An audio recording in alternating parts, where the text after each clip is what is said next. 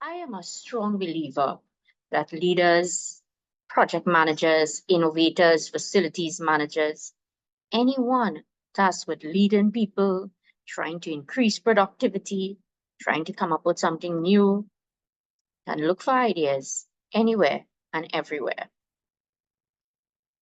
That was during the weekend. I went to this restaurant in Trinidad. It is supposed to be a fine dining restaurant. And it's a costly, it's a pricey restaurant as well. It was a celebration, to celebrate my daughter's passing the SCA and doing very, very well in the SCA examinations. That will lead her now into what we refer to in Trinidad and Tobago, the secondary school. So it's time to celebrate. When we went there, so I made a reservation, right? I made the reservation. When we went, it was very, very loud. Yes, it was during, there was a storm warning, right? There was a storm warning in Trinidad at this point. This was during the weekend.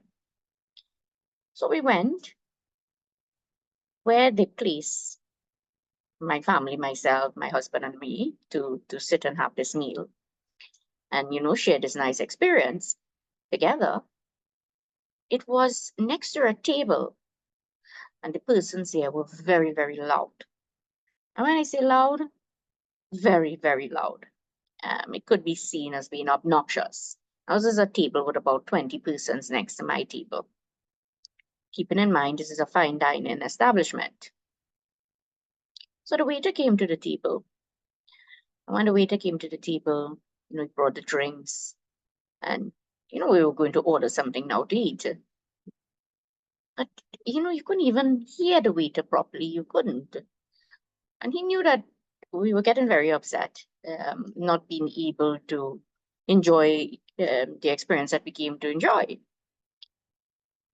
So we said to him,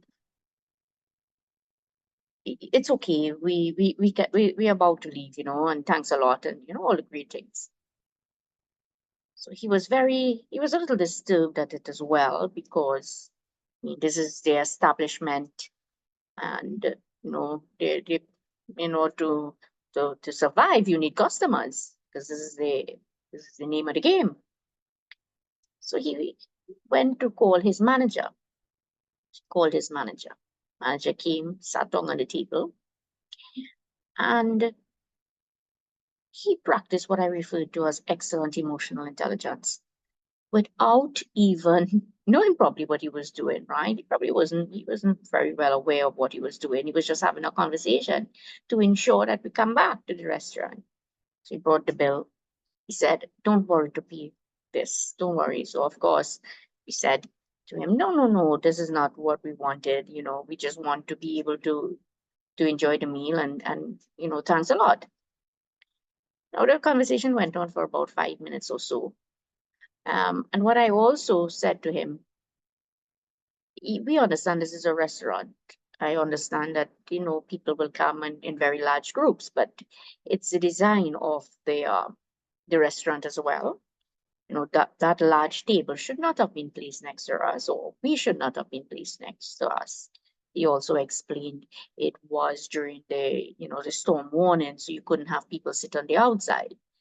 Now, we understood that very well. And I said to myself also, then, sometimes you may at that point just not take persons again, for this meal at this point, because you can't serve on the outside. So you should close off at a certain point what you can take and what you can't.